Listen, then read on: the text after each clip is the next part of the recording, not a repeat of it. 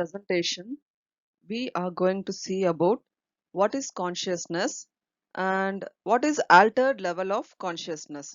So we'll be looking into what is alert, confusion, delirium, disorientation, lethargy, drowsiness, obtundation, stupor, minimally conscious state, persistent vegetative state, coma and brain death, and also about locked-in syndrome. So moving into the presentation. So what is consciousness?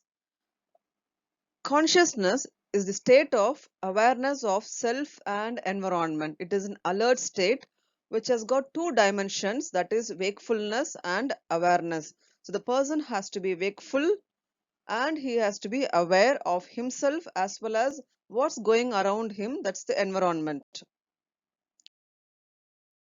What is wakefulness and awareness? Just we saw it is the ability to maintain an awake state or to be easily aroused from sleep. And what is awareness?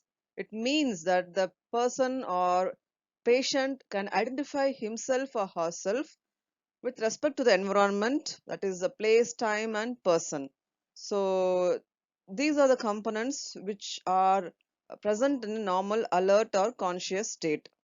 Now, what is sleep?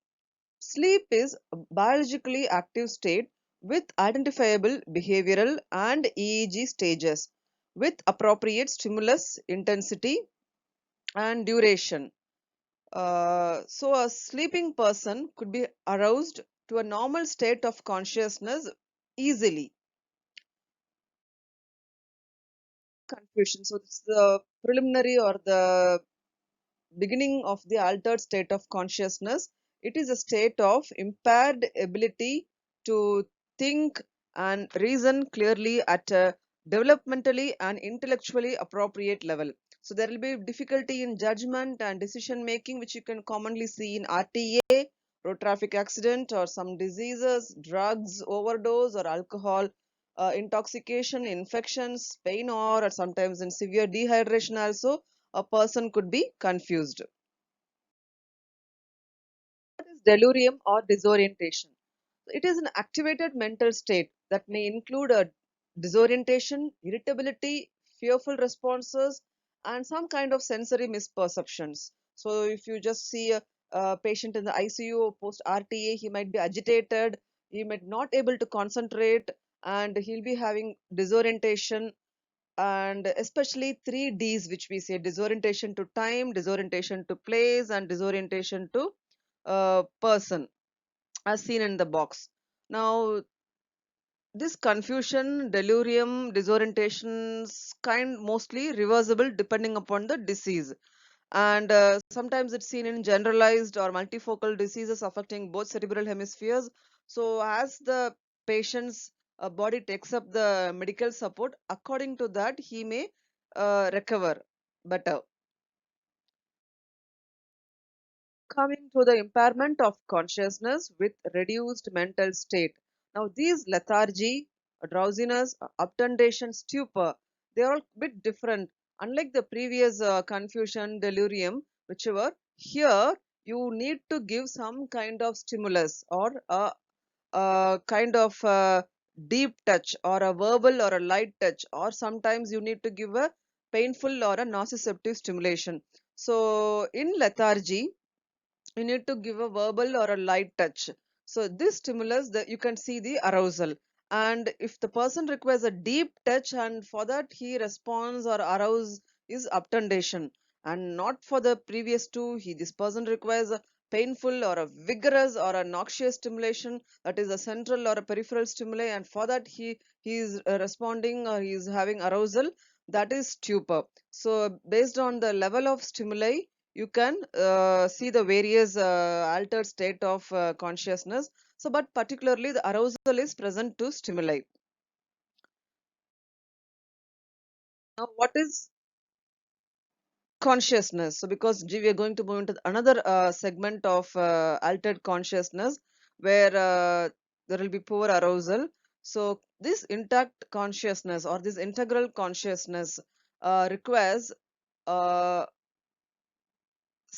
area called as ascending reticular activating system, ARAS, and which is connected to the cerebral cortex, and there are a lot of projections between the two systems via thalamus, subthalamus, and many much more structures.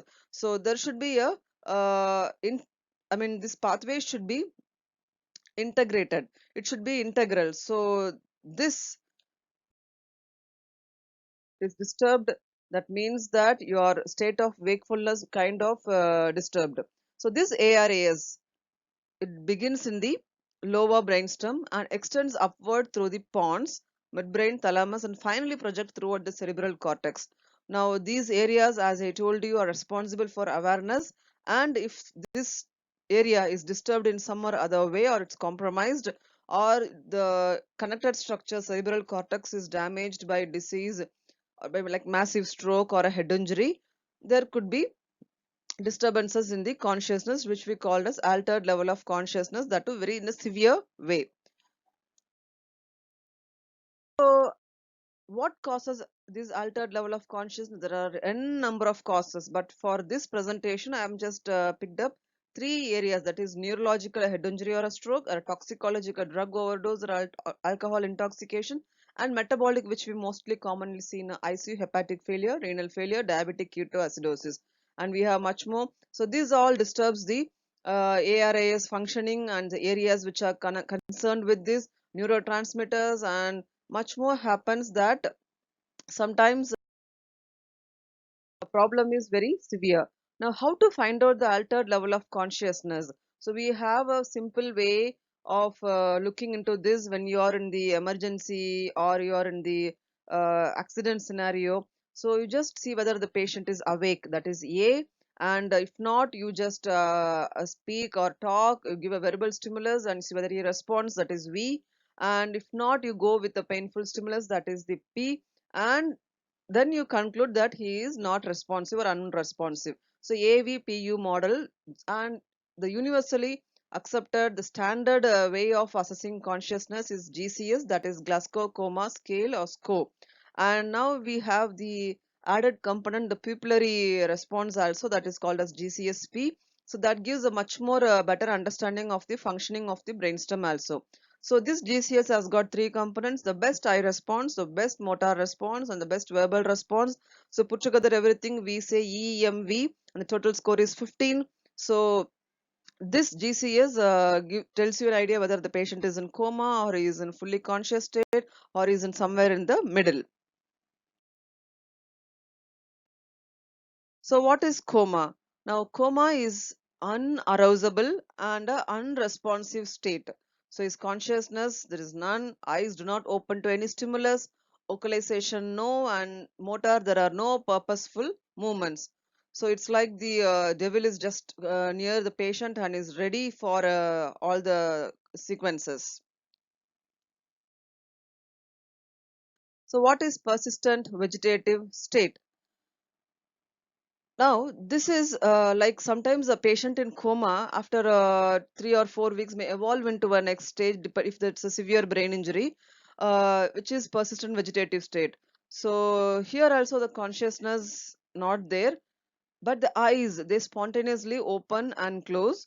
There will be sometimes he groans and grunts, vocalizations, but no formed words and no purposeful communications. And the motor response, we can see that abnormal postures will be seen, or decorticate or decerebrate, or sometimes withdraws to noxious stimuli, which you can observe in GCS itself. And occasionally non-purposeful movements, and in EEG you could see preserved sleep and wake cycles. So that's persistent vegetative state, PVS. Sometimes patient are there in this PVS state for many years together. What is minimally conscious state? So it's just one step down. So severely altered consciousness, but with definite behavioral evidence of awareness of self and environment. So they'll be able to follow simple commands. There will be gestural or verbal responses, sometimes yes, no, and sometimes they could give some intelligible verbalization. And movements and affective behaviors occur in contingent relation to relevant environment stimuli and not attributable to reflexive activity. So, as the name says, it's a minimally conscious state. Locked-in syndrome. So loss of voluntary motor control and vocalizations with preserved consciousness. So it's unlike coma, here it's preserved consciousness, and you can see this in bilateral injury to the corticospinal and corticobulbar tracts, especially in pontine hemorrhage or tumors or demyelination, which happens on both the sides. So the consciousness is preserved, but in eyes there will be low lateral movements, but the vertical eye movements and the blink movements will be preserved. So with that, it looks like there is some sort of movements in the eye, and vocalizations, no, aphonic and anarthric, and motor as bilateral corticospinal tract is damaged, patient will be quadriplegic, and EEG normal awake background will be seen. Akinetic mutism. So it's a rare condition, as the name says, akinetic, loss of movement, and mutism, no speech. So it is a pathologically slowed or nearly absent bodily movement accompanied by loss of speech. So, but wakefulness and self-awareness will be preserved, but mental function will be reduced. So, mostly the area involved will be damage to the paramedian mesencephalon, basin diencephalon, and inferior frontal lobes. So, in any problem here, akinetic mutism could be seen. What is brain death? So brain death is an irreversible cessation of all functions of the entire brain, including brainstem. So you need a appropriate way of assessing. I mean, a neurological criteria is there to determine that this person is brain dead. So, expert committee or expert group of people in the ICU will do the necessary appropriate evaluation, and they will declare the brain death. And there are three important components, that is, there should be irreversible coma with a known cause, absence of brainstem reflexes, and apnea. So, that's the possible. So to remember these different levels of altered consciousness, just a small mnemonic: Alice can dance lovely over stage center beautifully. So the brain, the functions of brain, how it is recovering is still a mystery like our space. So there are quite so many victims of road traffic accidents, and many people who are stuck in one or other stages, and there are so many incidents, so many people around the world, and sometimes they have gone into the legal issues, and so much is involved around them. So coming to the FAQs, before that, this is a chart. So this chart just compares and contrasts the self-awareness, pain and suffering, sleep-wake cycles, motor functions, and respiratory function between coma, vegetative state, minimally conscious state, locked-in syndrome, and brain death.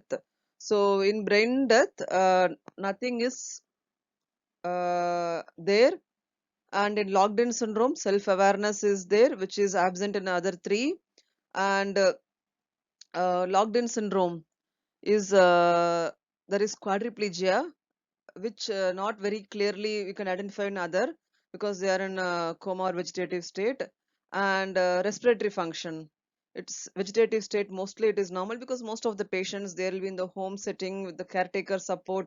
So the vegetative state, since respiratory functions are quite normal and stable, uh, they are discharged from the ICU and they are under the support of the caretakers.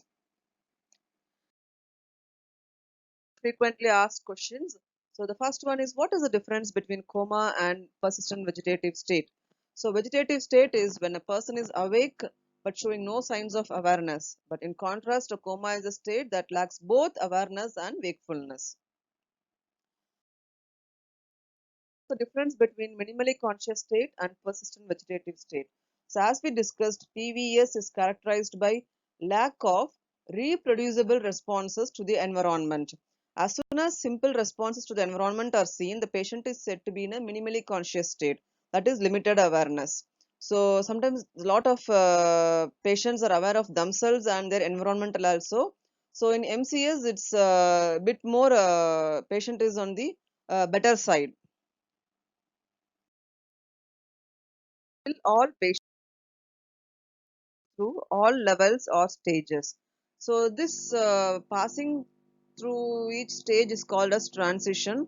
So it depends upon the type, severity, and nature of injury. So those with less severe injuries may cross all the stages very rapidly. Sometimes you will not able to identify. You will be able to look. And some of the stages described here may be poorly recognized or not at all. So this transition through the period of unconsciousness and subsequent stages of recovery happens at a different rate, slow or fast, depending upon the various factors. Age is also a very influencing factor. So that's the answer for this. And patients come out from coma immediately as seen in movies. So if that happens, that's definitely good. You can maybe would have seen miracle. But for persons with more prolonged period of unconscious, like I'm saying, many years, 10 years, 12 years, emergence from unconsciousness is a gradual process. So this coma rarely lasts for more than 4 weeks. So patients move from coma to the vegetative state, but others may move from coma to a period of partial consciousness. So those who are in the coma and the PVS, I don't know if what we see in kind of movies, like just immediately they wake up and they fight or they walk or they drive a two-wheeler, four-wheeler. If that quite happens, really it will be very nice. So let's be optimistic, because brain means miracle. You can expect some miracles. So that's the answer for this. And coma and brain death same. So a person who is in coma or a persistent vegetative state usually has some brainstem function which controls his breathing, especially vitals. So we know that brainstem is the center for the respiratory activity and the cardiac activity. So a comatose patient may open his eyes, move, and even cry while still remaining unconscious. His brainstem reflexes are attached to a non-functioning cortex. So, but brain's death is death. There is no chance of recovery because their body is unable to survive without artificial life support. Their brainstem function has been lost. So when a person is brain dead, no part of the brain is functioning any longer. So that's it. That's the end. The end. It's not any treatment which brought the patient out of coma. It's the result of prayers made by their beloved ones. So the prayers do bring lot of changes, unexpected changes in a comatose patient, persistent vegetative state people. So let's be always optimistic and hope for the best. And with that, I will conclude this presentation. Thank you. Thank you all.